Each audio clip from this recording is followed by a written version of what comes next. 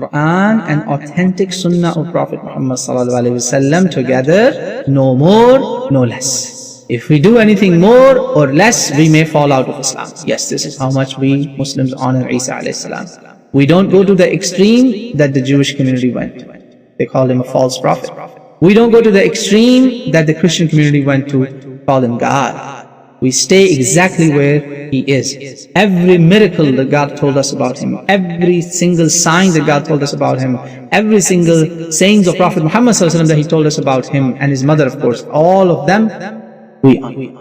By name, he's mentioned more than Prophet ﷺ in the Quran. By name, Maryam is mentioned more than Bible.